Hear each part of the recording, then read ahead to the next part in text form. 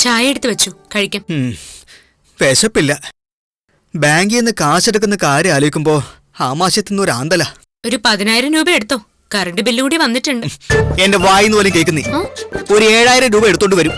അതുകൊണ്ട് ഒന്നും തികയില്ല. വേണ്ട, അത്രയും കൊണ്ടുണ്ടാക്കിയാ മതി. ദിവസവും കാളനും അവിയലും നെയ്പായസം ഒന്നും വേണമെന്നില്ല. ഒരു സാമ്പാർ, ഒരു മുളക് സാദം, വേണമെങ്കിൽ ഒരു പപ്പടം.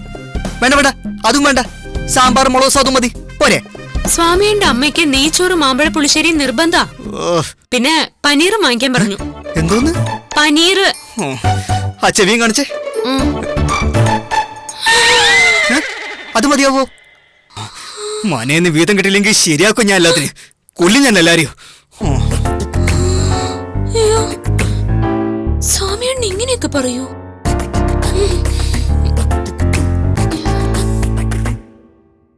വെറുതെ ഒന്ന് ശബ്ദം കേൾക്കാൻ വേണ്ടി പലപ്പോഴും ഞാൻ വിളിക്കാറുണ്ടായിരുന്നു സുബ്രു. പക്ഷേ ഇത്തവണ ഞാൻ വിളിച്ചതിനൊരു കാര്യം ഉണ്ടായിരുന്നേ. എന്താ ലില്ലിക്കുട്ടി, വീട്ടിലെന്തെങ്കിലും പ്രശ്നം ഉണ്ടായിരുന്നോ? ഉണ്ട്. സുബ്രു അവിടുന്ന് പോരുമ്പോഴുള്ളതിനേക്കാൾ ഒരുപാട് പ്രശ്നങ്ങളുണ്ട് അവിടെ. അതൊന്നും എന്നെ കൊണ്ട് ഹാൻഡിൽ ചെയ്യാൻ പറ്റില്ല. അല്ല, പറ്റാത്തത് കൊണ്ടല്ല, ഞാൻ അതിന് ശ്രമിച്ച എന്നെ വെറുതെ കുറ്റപ്പെടുത്തും. മറിച്ച് സുബ്രു എടുക്കുന്ന തീരുമാനത്തെ ഞാൻ സപ്പോർട്ട് ചെയ്താ അത് കുഴപ്പാവില്ല. ഇപ്പൊ എന്താ ലില്ലി അവിടുത്തെ പ്രശ്നം? പ്രാർത്ഥനയും ബഹളങ്ങളുമാണോ? അതൊക്കെ സഹിക്കാവല്ലോ സുബ്രു. ഇതിപ്പോ മാസം മാസം ആര് ചെലവ് നടത്തുമെന്നുള്ളതാ. ഇത്രയും കാലം കുടുംബം നോക്കിയത് ഞാനാ ലില്ലി. അതുകൊണ്ടൊന്നും കാര്യമില്ല മോനെ. 10 കൊല്ലം കുടുംബ ചെലവ് നോക്കിയിട്ട് 1 മാസം നോക്കിയില്ലെന്ന് വെച്ചോ, ആ 10 കൊല്ലവും മറന്നുപോകും. ഏറ്റുമാനൂര് തേവരുടെ കൈ കണ്ടിട്ടുണ്ടോ?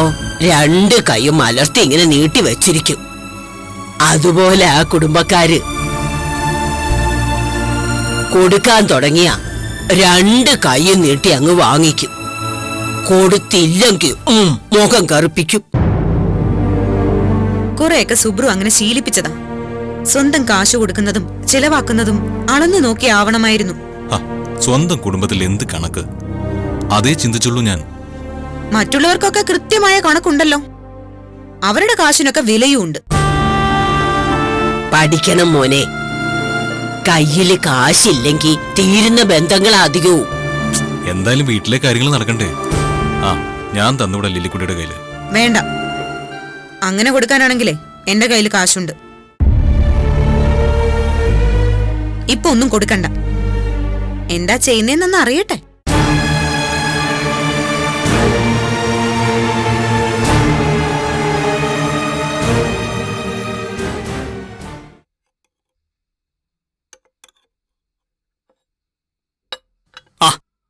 ഈ സാമ്പാറിന്റെ കൂടെ ചമ്മന്തിയും കൂടെ ഉണ്ടാക്കേണ്ട കാര്യം ഉണ്ടായിരുന്നു.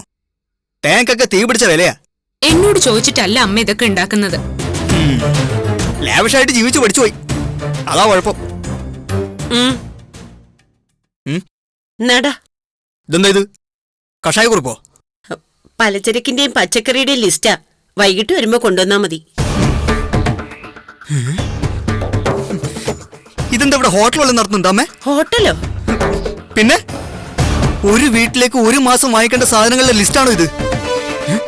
4 കിലോ വെളിച്ചെണ്ണയോ? ഒരു കന്നാസ് കൊണ്ടുപോയിക്കോ. ഇവിടെ എല്ലാരും വെളിച്ചെണ്ണയിലാണോ കുളിക്കുന്നേ? അത് ഞാൻ അറിഞ്ഞില്ലായിരുന്നു. കുളിക്കുന്ന സോപ്പ് 10?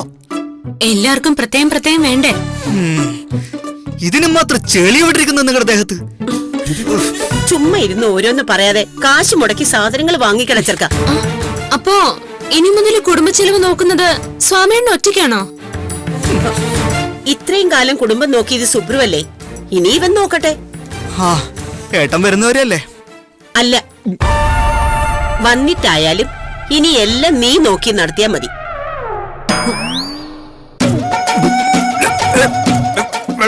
കുറച്ച് വെള്ളം. വെള്ളം. എന്ത് സ്വാമിയേട്ടാ? ഒന്നുമില്ല, കുറച്ച് വിഴുങ്ങിപ്പോയി.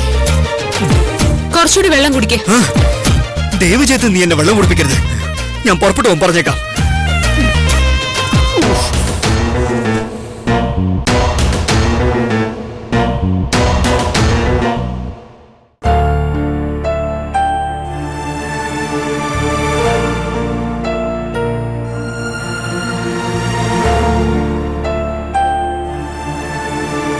സാറേ സാറേ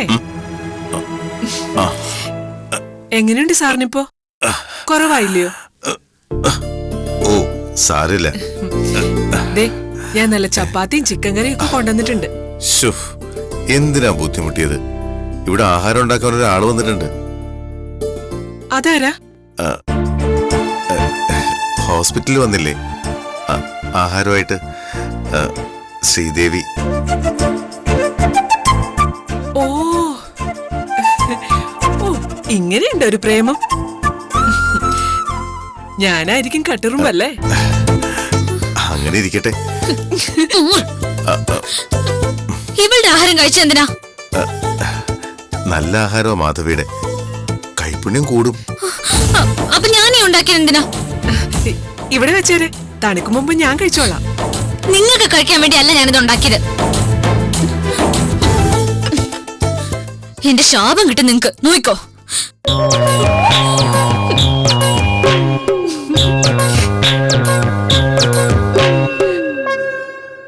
പാവം, അത് നിങ്ങൾ കെട്ടിക്കൂടെ സാറിന്? വേണ്ട, തങ്കം പോലത്തെ കുട്ടിയാ. എന്നെ പോലൊരാളല്ല അവൾക്ക് ചേരുക.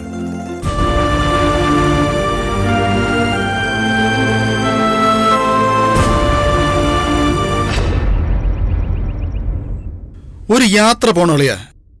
എങ്ങോട്ടെങ്കിലും കുറച്ചകലെ. എങ്ങോട്ട് പോവാനാ? അതൊന്നും തീരുമാനിച്ചില്ല.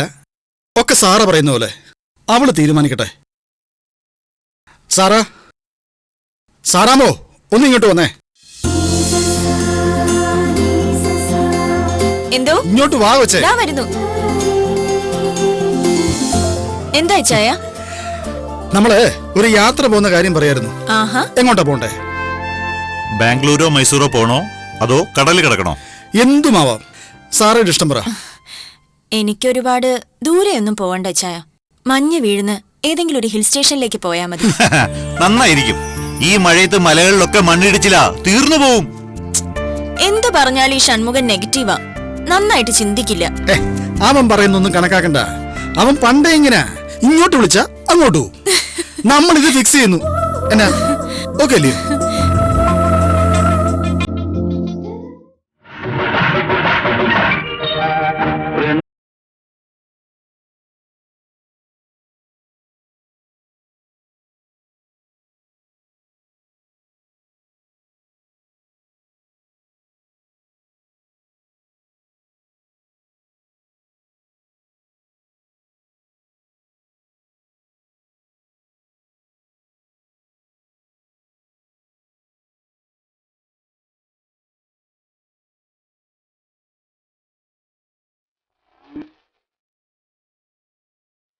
ഇനിയും ഇടയ്ക്കൊക്കെ നമുക്ക് ഇതുപോലെ പ്രകൃതി രമണീയമായ സ്ഥലങ്ങളിൽ എവിടെയെങ്കിലും ഒക്കെ പോണം. ലീവ് എന്താടാ? വഞ്ചന നല്ല ഒന്നാന്തരം കാട്ടുതേൻ തരട്ടെ. ഇതൊരു പാത്രത്തിലെടുത്താ പോരെ? എന്തിനാ ഈ മുളംകുറ്റി? അതൊരു ശീല. പിന്നെ കുറ്റിയിലാവുമ്പോ തേനിന്റെ ചൂടും ചൂരും അതേപോലെ നിൽക്കും. പാത്രത്തിൽ അത് കിട്ടത്തില്ല. സാർ ആ കൈ ഇങ്ങോട്ട് കാണിച്ചേ.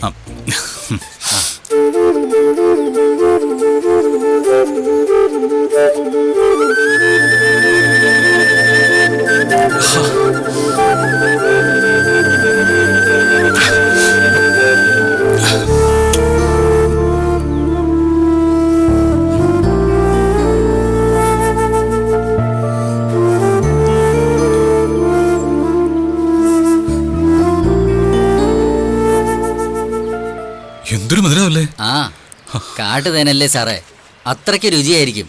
ദാ നിങ്ങൾ വെച്ചോ, ഞാൻ പോവാ. ലില്ലി കഴിച്ചു നോക്ക്. ലില്ലി ലില്ലി കഴിച്ചു നോക്ക്. വേണ്ട. ലില്ലി കഴിക്കണം. അതൊക്കെ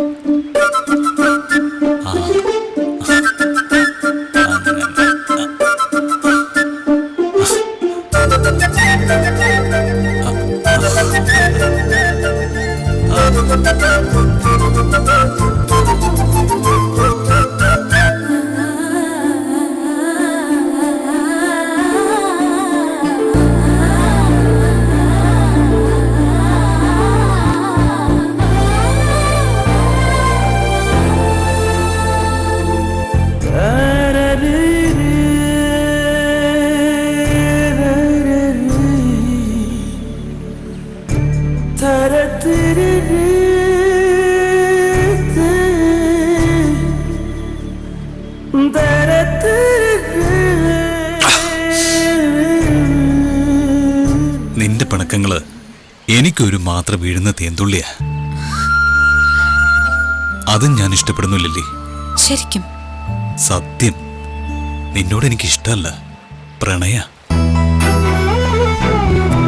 മലയിറങ്ങി വരുന്ന തുള്ളി തുളുമ്പുന്ന വെള്ളച്ചാട്ടം പോലെ.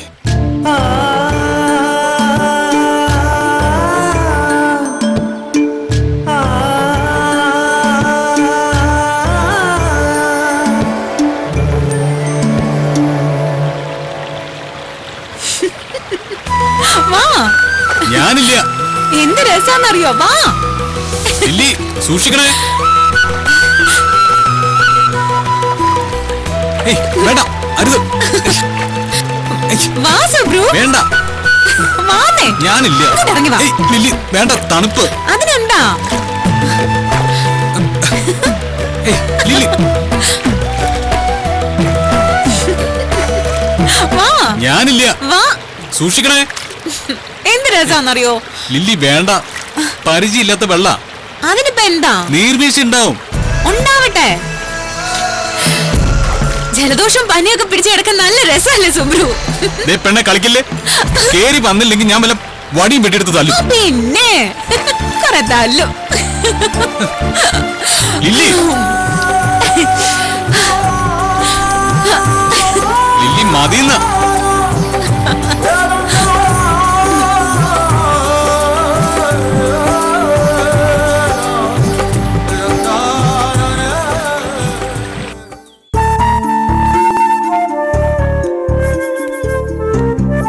ഇങ്ങോട്ട് പറഞ്ഞാലും കേക്കില്ല. അയ്യോ, കേറി വാ. ഇതെന്താ മോളെ നനഞ്ഞിരിക്കുന്നത്? ലില്ലി വെള്ളത്തിലിറങ്ങി വീണ്ടും കുളിച്ചു. മഴ നനഞ്ഞും പരിചയമില്ലാത്ത വെള്ളത്തിൽ കുളിച്ചുമൊക്കെ ശീലമുണ്ടോ? നീ ഇതെന്തു ഭാവിച്ച? ഒരു രസം തോന്നി എന്റെ കമലു. നിന്നോടല്ല, ഇവനോടാ ചോദിച്ചത്. ഞാനെന്ത് ചെയ്തു? ഇവൾക്ക് പിള്ളേര് കളിയാ. അതുപോലെയാണോ നീ? വെള്ളത്തിലൊക്കെ ചാടുമ്പോ വിലക്കരുതായിരുന്നോ? ഞാൻ പറഞ്ഞതാ, കേക്കണ്ടേ? വല്ല പനിയും പിടിച്ച് ഇവിടെ കിടന്നാ കൊണ്ടുപോവണ്ടേ? എങ്ങോട്ട്? ഈ സർക്കാർ ഡിസ്പെൻസിലോട്ട്. അതേ, ഡിസ്പെൻസറി. നീ എന്നെ ഈ അക്ഷരമൊന്നും പഠിപ്പിക്കണ്ട. അയ്യോ, പനി വന്നാ വരട്ടെ. എനിക്ക് എന്റെ അമ്മച്ചിയുടെ കടുപ്പത്തിലുള്ള ചുക്ക് കാപ്പി ഉണ്ടല്ലോ, പിന്നെന്താ? ഒരടി വെച്ചേരി ഞാൻ. ചെന്നീറിനൊക്കെ മാറിയിട്ട് വാ. ഞാൻ ചൂട് കഞ്ഞി ചമ്മന്തിയൊക്കെ എടുത്തു വെച്ചിട്ടുണ്ട്. അതെ, എനിക്കൂടെ. ആ ഉവ്വ. ഓ,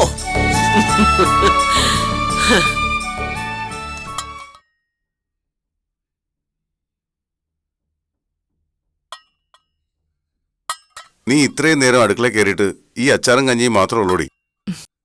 പെട്ടെന്നല്ലേ സാറേ? എന്നാലും എന്റെ ഒരു കൊള്ളാവുന്ന കറിയുണ്ട്. എന്താ? എടുത്തോണ്ട് വരട്ടെ? പിന്നല്ലാതെ, എടുത്തോണ്ട് വാ.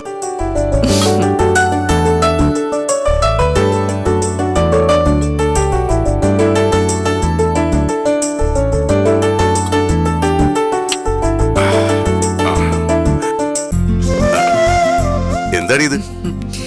ഇതെന്റെ ഒരു പ്രത്യേക കറിയാ. ആദ്യം തക്കാളി ചിക്കി ചിക്കി എടുക്കും, പിന്നെ വല്ലുള്ളിയും മുളക് പൊടിയും മഞ്ഞളും മല്ലി. പക്ഷേ പച്ചമുളക് ഇങ്ങനെ കീറി കീറി വെക്കും. മുട്ട വേവിക്കുന്നത് ഉപ്പും മുളക് ഇട്ടാ അതിലൊരു അരപ്പിട്ടിട്ട് ദാ ഇങ്ങനെ വെക്കും. ഒന്ന് കഴിച്ചു നോക്കി.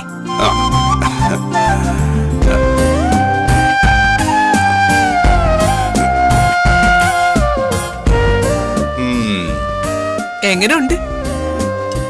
നാവിന്ന് പോകുന്നില്ലോ ഇത്. നിനക്ക് കൈപ്പുണ്യം കൂടുതലാ. ഞാൻ ധർമ്മന്റെ പെങ്ങളാവാൻ ഒരുപാട് ആഗ്രഹിച്ചിട്ടുണ്ട്.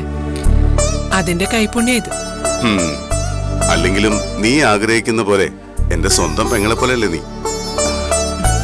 എന്റെ ജീവിതത്തിലുണ്ടാവും നീ, എന്റെ അനിയത്തി നിധിയെ പോലെ.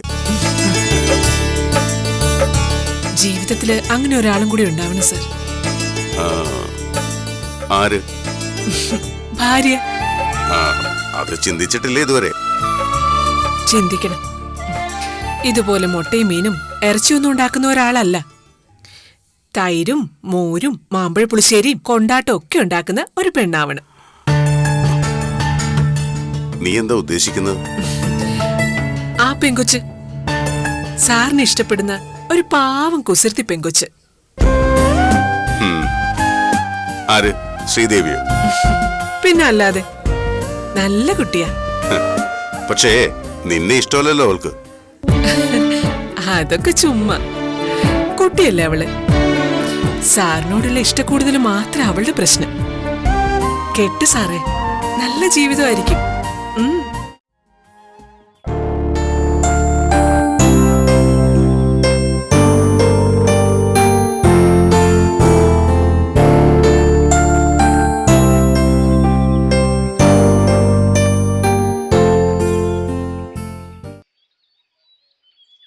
എന്നതാടി പെണ്ണെ നീ മുഖം വെറുപ്പിച്ച് നിക്കുന്നേ? പെണ്ണെന്ന് വിളിക്കുന്നത് ഞാൻ പറഞ്ഞിട്ടുണ്ട്. അയ്യോ, നിന്നെ കണ്ട ആണാണെന്ന് തോന്നണ്ടേ? നീ കാര്യം എന്താന്ന് വെച്ചാ പറ. കമലു, ഇവൾക്ക് നിസ്സാര കാര്യം പോരെ ദേഷ്യം വരാൻ വേണ്ടി. ധർമ്മനെ വഴിക്കും കണ്ടുവച്ച് കണ്ടു, അവൻ ഇവളെ മൈൻഡ് ചെയ്തില്ല. മൈൻഡ് ചെയ്തില്ലെന്ന് മാത്രല്ല, അഴിഞ്ഞോട്ടക്കാരിയെ വണ്ടി കയറ്റി കൊണ്ടുപോവുകയും ചെയ്തു. സാർ ആരെങ്കിലും വണ്ടി കൊണ്ടുപോയിട്ടുണ്ടെങ്കിൽ അതിനുള്ള കാരണവും കാണും. അല്ലാതെ സാറിന് ചീത്ത സ്വഭാവം ഒന്നുമില്ല എന്ന് എനിക്കൂടി തോന്നണ്ടേ?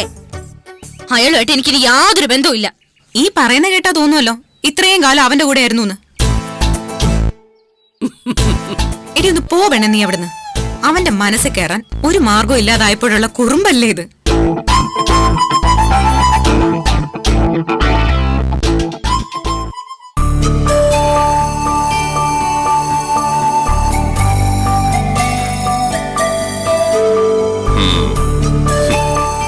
ഉച്ചച്ചന്തയ്ക്ക് പോയിട്ട് ഇതൊന്നും ചെലവായില്ലോടി. പണ്ടത്തെ പോലൊന്നും അല്ല സാറേ. ഇപ്പൊ കൈക്കൊട്ട് ചൂലൊന്നും ആർക്കും വേണ്ടാതായി. ചന്തയില് പുൽച്ചൂലും തുടയ്ക്കുന്ന സാധനങ്ങളും പൊടി കളയുന്ന യന്ത്രങ്ങളും ഒക്കെ വന്നു തുടങ്ങി. ഇപ്പം മാധവിയുടെ ചൂലിന് സത്യത്തിൽ ചൂലിന്റെ വിലയാ. നിനക്ക് ജീവിക്കാൻ ബുദ്ധിമുട്ടുണ്ടോ? ഇല്ലെന്ന് പറയുന്നില്ല. ഷാപ്പിലെ കറിക്കച്ചവടമൊക്കെ ഉണ്ടല്ലോ ജീവിക്കാൻ. അങ്ങനെ ബുദ്ധിമുട്ടി നീ ജീവിക്കണ്ട. നിനക്ക് എത്ര രൂപ വേണം പറ. അങ്ങനെ കാശുണ്ടാക്കാനായിരുന്നെങ്കിൽ എനിക്കൊന്ന് കണ്ണടച്ചാ പോരായിരുന്നു. എത്ര പേര് മോഹിച്ചു വന്നു, എന്നിട്ടും വഴിപ്പെട്ടിട്ടില്ല ഞാൻ. ഇനി ഇങ്ങനെയൊക്കെ മതി.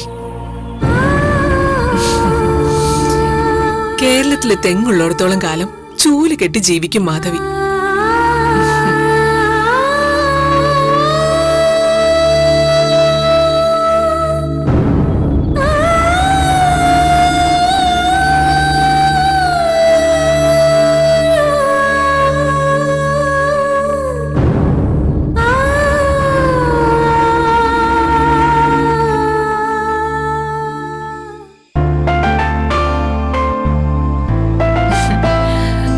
കുട്ടിയായിരുന്നപ്പോഴേ നല്ല തണുപ്പില് രാവിലെ കരിയില കൂട്ടിയിട്ട് കത്തിച്ച് തീ കായുമായിരുന്നു. ആ ഓർമ്മകൾക്കൊക്കെ എന്ത് സുഖാ സുബ്രു, അല്ലേ? ബാല്യത്തിലും കൗമാരത്തിലും കിട്ടണ സുഖം പിന്നീട് ഒരിക്കലും കിട്ടില്ല. പക്ഷേ നമ്മൾ തിരിച്ചറിയുന്നില്ല. കുഞ്ഞുനാളി വളരാൻ കൊതിക്കും. പിന്നെ ഒരു 16-17 വയസ്സാവുമ്പോ വിദ്യാഭ്യാസമൊക്കെ കഴിഞ്ഞ് പെട്ടെന്ന് ഫാമിലിയായിട്ട് സെറ്റിൽഡ് ആവും തോന്നും. പിന്നെ മധ്യവയസ്സിലെ പ്രാരാബ്ധങ്ങളിലെത്തുമ്പോഴാ കഴിഞ്ഞു പോയ കാലങ്ങളെ കുറിച്ച് ഓർത്ത് വിഷമിക്കണത്. അതെ, കുറച്ചുകൂടിയൊക്കെ ആഘോഷിച്ച് ജീവിക്കാമായിരുന്നു എന്ന് എനിക്ക് ഇപ്പൊ തോന്നുന്നുണ്ട്. നമുക്കൊരിക്കലും പ്രായമാവില്ല എന്നങ്ങ് വിചാരിക്കാൻ ലില്ലി. പ്രായമാവാതെ പിന്നെ മൂത്ത് നരയ്ക്കും. മതി രണ്ടും കൂടി ഇരുന്ന് കൊഞ്ചിയത്.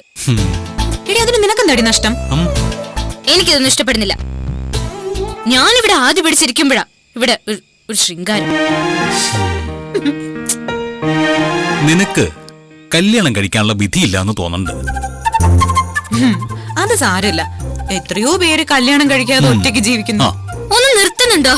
എനിക്ക് ദേഷ്യം വന്നിരിക്കുക. നീ ആ ധർമ്മനെ ഒന്ന് മനസ്സിൽ നിന്ന് കളയാവോ? നല്ല ഒന്നാന്തര ചെക്കനെ ഈ ഏട്ടം കൊണ്ടുവന്നരാം.